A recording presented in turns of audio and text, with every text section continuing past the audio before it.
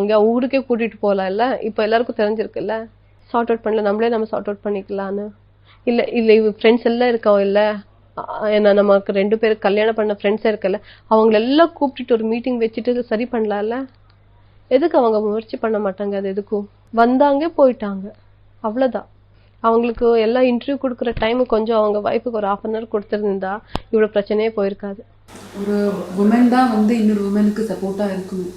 உங்கள் ஃப்ரெண்ட்ஸ் பல பேர் வந்து உங்களுக்கு வந்து இப்போ வரைக்கும் சப்போர்ட்டாக இருக்காங்க. பட் அன்ஃபார்ச்சுனேட்லி வந்து இப்போது ஹன்ஷிதா அப்படின்றவங்க வந்து உங்களுக்கு எதிராக அர்ணா கூட சேர்ந்துட்டு அவங்களோட அஃபேர் வந்து அது தாங்க முடியாமல் நீங்களும் வந்து டிப்ரெஷனுக்கு உள்ளானீங்க. ஸோ அதை பற்றி இப்போ எப்படி ஃபீல் பண்ணுறீங்க? அதை பற்றி ஃபீல் பண்ணுறது என்னங்க, எனக்கு அசிங்கமாகுது. அந்த பொண்ணு நினச்சாலே அசிங்கமாகுது, சீரியஸ்லி. இப்போ அந்த பொண்ணை பற்றி எனக்கு பேசுகிறதுக்கு இன்ட்ரெஸ்ட் இல்லை. இப்போ எனக்கு என்னோடய லைஃபு, என்னோட குழந்தையோட ஃப்யூச்சர் மட்டும் இம்பார்ட்டண்ட். எனக்கு நியாயம் வேணும். அவள் என்ன தப்பு பண்ணியிருக்காளோ என்னன்னா அது கடவுள் பார்த்துப்பாங்க. இப்போ எல்லாருக்கும் தெரியும் யார் என்னெல்லாம் பண்ணிட்டு இருக்காங்கன்னு. நீங்களே பார்த்துட்டு இருக்கீங்கல்ல, அது கடவுள் பார்த்துப்பாங்க. அப்புறம் இப்போது அதை பற்றியெல்லாம் யோசிக்கிறதுக்கு எனக்கு டைமும் இல்லை. இப்போது என்னோட ஃபேமிலி சரியாகணும், அவ்வளோதான். எனக்கு என்னோட ஃபேமிலி வேணும், என்னோட ஃபேமிலி நான் ஹாப்பியாக இருக்கணும், அவ்வளோதான். இப்போ இந்த 5 years ஆஃப் மேரேஜ் லைஃப் நீங்கள் அண்ணாவோட இருந்திருக்கீங்க இல்லையா? ஸோ இப்போ தான் வந்து அண்ணாக்கிட்ட இந்த மாதிரி ஒரு டெண்டன்சி பார்க்குறேன்ற மாதிரி சொல்கிறாரு. இதுக்கு முன்னாடி இந்த மாதிரி சுச்சுவேஷன் வந்து இல்லையா? அவர் வந்து ஒரு ப்ளே பாய் அப்படின்ற மாதிரி சித்தரிக்கப்படுறாரு இல்லையா? அதை பற்றி அவரை பற்றி நான் முன்னாடி கொஞ்சம் தெரியும். ஆனால் எப்போ நம்ம 2 பேரும் நம்ம 2 பேரும் ரிலேஷன்ஷிப் ஸ்டார்ட் ஆயிடுச்சோ அப்போலேருந்து அவங்க எனக்கு ட்ரூவாக தான் இருந்தாங்க. ரொம்ப லவ் பண்ணிட்டு இருந்தாங்க, ரொம்ப கேர் பண்ணிட்டு இருந்தாங்க. நான் வர்றதுக்கு முன்னாடி அவங்க லைஃப்பில் ஒரு பொண்ணு இருந்தால் அது எனக்கு நல்லாவே தெரியும். அதுக்கப்புறமா நான் அவங்க லைஃபுக்கு போயிட்ட அப்புறமா நம்ம 2 பேரும் ரிலேஷன்ஷிப் நம்ம 2 பேரும் லவ், அவங்க என்கிட்ட ட்ரூவாக இருந்தாங்கன்னு நினச்சிட்டு இருந்தேன். ரொம்ப கேர் பண்ணிட்டு இருந்தாங்க. இப்போதான் எல்லாம் தெரியுது. ஒருத்தர் சொல்லிட்டு இருக்கும்போதே நான் இந்த மாதிரி ஒரு பையன் கூட நான் வாழ்க்கையை நடத்திட்டு இருந்தேன். நான் ஷாக்கிங்காக இருக்கு. ஒரு சைடு ஒரு நியூஸ் கேட்கும் போது எனக்கு ஷாக்கிங்காக இருக்கு.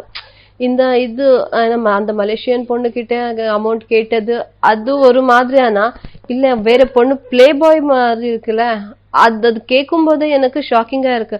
நான் அவங்களோட லைஃப்ல இருக்கும்போதே அவங்க இப்படி எல்லாம் பண்ணிட்டு இருந்தாங்களா? ஆனா இதெல்லாம் எனக்கு தெரியாம போயிடுச்சு. நான் நம்பிட்டு இருந்தேன். எனக்கு இப்பவும் அது நம்ப முடியல. நிறைய சைட்ல இருந்து நிறைய நியூஸ் கேள்விப்பட்டுட்டு இருக்கேன் இப்போ எல்லாம். ஆனா அவங்க எனக்கு காட்டின அன்பு, அந்த லவ் கேர் எல்லாம் நினைக்கும் போது அப்போ எந்த இதுல அவங்க என்ன அவ்வளோ எல்லாம் லவ் பண்ணாங்க அந்த மாதிரி எல்லாம் இருந்தா எனக்கு அது டைஜஸ்ட் பண்ணவே முடியல. இப்போ இது வந்து மீடியா சைட்லையும் சரி பப்ளிக் சைட்லையும் சரி ஒரு கம்யூனல் இஷ்யூவாக பார்க்கப்படுது. பட் பல பேருக்கு வந்து இது கம்யூனல் இஷ்யூ கிடையாது. இது வந்து அணு சைட்லேருந்து நிறைய வந்து ப்ராப்ளம்ஸ் இருக்குது அப்படிங்கிறது வந்து திட்டவட்டமாக தெரியுது. ஸோ இது ஏன் இப்படி வந்து ஒரு பொலிட்டிக்கலாக ஒரு கம்யூனலாக இந்த மாதிரி வந்து ஒரு இஷ்யூவாக ரைஸ் ஆகுதுன்னு நீங்கள் நினைக்கிறீங்க? நான் என்னோட கஷ்டம் சொல்லும்போது நான் அந்த இன்டென்ஷன்லேயே சொல்லலை மேம். கம்யூனிட்டி இதில் போகுது, அந்த ரிலிஜன் பெரிய ஒரு இஷ்யூ ஆகுதுன்னு நான் என்னோட கஷ்டம் சொன்னேன். எனக்கு ஆனால் அநியாயம் சொன்னேன், அவ்வளோதான். எனக்கு அர்ணவ் என்னோட லைஃப்பில் என்ன பண்ணியிருக்காங்கன்னு உங்களுக்கு சொல்லியிருக்கேன். 5 years லவ் பண்ணியிருக்கேன். கல்யாணம் ஆகும்போது இப்படி ரிலிஜன் மாற்றிருக்காங்க, கல்யாணம் பண்ணிட்டாங்க. இப்போ நான் கன்சீவ் ஆகிட்டு என்ன விட்டிருக்காங்க. என்னோட கஷ்டம் உங்களுக்கு சொன்னிட்டேன். அதுக்காக இந்த தர்மம் வச்சுக்கிட்டு நான் ஒரு பெரிய சீன் கிரியேட் பண்ணணும் அந்த மாதிரி எதுவுமே இல்லை. என்னோட ப்ராப்ளம் நான் மக்கள்கிட்ட சொல்லியிருக்கேன். இந்த மாதிரி எனக்கு அநியாயம் நடத்திருக்கு, எனக்கு நியாயம் வேணும்னு கேட்டிருக்கேன், அவ்வளோதான். ரொம்ப ஸ்ட்ரெஸ்ஃபுல்லான சுச்சுவேஷனாக இருக்கும், எங்களுக்கே தெரியுது. நீங்களும் வந்து உங்கள் சைட்லேருந்து சரி ஃப்ரெண்ட்ஸ் சைட்லேருந்து சரி இது வந்து பயங்கர ஸ்ட்ரெஸ்ஃபுல்லான சுச்சுவேஷன்றது நல்லாவே தெரியுது. ஸோ டாக்டர்ஸ் என்ன சொல்கிறாங்க, என்ன மாதிரியான இது வந்து உங்களை வந்து பண்ண சொல்கிறாங்க, மென்டலி ஃபிசிக்கலி என்ன மாதிரியான உங்களுக்கு மெடிசன் சப்போர்ட் கொடுக்கப்படுறது சொல்லுங்கள். டாக்டர் என்ன சொல்கிறாங்க, நீங்கள் கம்ப்ளீட் ரெஸ்ட் எடுக்கணும். அப்புறம் எதுவுமே டென்ஷன் பண்ணாதீங்க, ஸ்ட்ரெஸ் எடுக்காதீங்க, ரொம்ப வெயிட் லிஃப்ட் பண்ணாதீங்க, ரொம்ப ஒர்க் பண்ணாதீங்க, நல்லா ஃபுட் சாப்பிடுக்கோங்க, நல்லா ஹாப்பியாக இருங்க. இது என்ன ப்ராப்ளம் இருந்தாலும் அது நீங்கள் ரொம்ப என்ன மென்டலி ரொம்ப ஸ்ட்ரெயின் எடுக்காதீங்கன்னு சொல்லியிருக்காங்க. கம்ப்ளீட் ரெஸ்ட் பண்ணணும்னு சொல்லியிருக்காங்க. லாஸ்ட்டாக நீங்கள் வந்து மீடியாவுக்கு பப்ளிக்கு என்ன சொல்ல விட்டு போய்ட்றீங்க திவ்யா? இப்போ நிறைய பேருக்கு கன்ஃபியூஷன் இருக்கு, யாரு சரி யாரு தப்பு, ஏன்னா 2 பேரும் தப்பு பண்ணிட்டு இருக்காங்களே, 2 பேரும் சரி இருக்காங்களான்னு. இன்னும் கொஞ்ச நாள்லயே உங்களுக்கே தெரிஞ்சிடும் யாரு எந்த சைடு உண்மை இருக்கு, யாரு பொய் சொல்லிட்டு இருக்காங்கன்னு. ஏன்னா இது நான் சொல்றது அவங்க சொல்றது இல்ல, இதுல போலீஸே என்கொயரி பண்றாங்க, எதுல உண்மை இருக்கு எது பொய் இருக்குன்னு. எல்லா டாக்குமெண்ட்ஸ் எல்லாம் அவங்க கரெக்டா பார்த்துட்டு செக் பண்ணுவாங்கல்ல. அதுல நம்ம ஏமாத்த முடியாது, எதுவுமே பண்ண முடியாது. என்னோட டாக்டர் அது கொடுத்த ரிப்போர்ட்டே இருக்கு, அதுல தான் எல்லாம் உண்மை தெரிஞ்சிடும். இன்னொன்னு அது இன்னும் கொஞ்ச நாள்ல எல்லாரும் உங்களுக்கே தெரிஞ்சிடும்.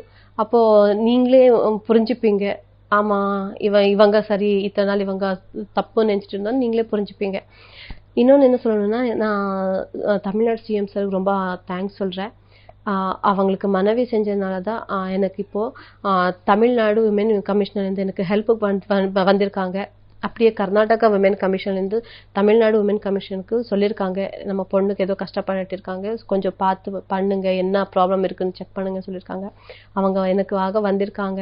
எல்லா எனக்கு வந்திருக்காங்கன்னு சொல்லிட்டு நான் சரின்னு அவங்க சொல்லலை, பார்த்துருக்காங்க எது கரெக்டா இருக்கு என்ன தப்பு இருக்குன்னு எல்லாம் அவங்க என்கொயரி பண்ணிட்டு என்கிட்ட பேசியிருக்காங்க. எனக்கு உங்ககிட்ட நியாயம் இருக்கு, நான் உங்களுக்கு சப்போர்ட் பண்ணியிருக்கேன்னு சொல்லியிருக்காங்க. அதுக்கு ரொம்ப தேங்க்யூ சொல்றேன்.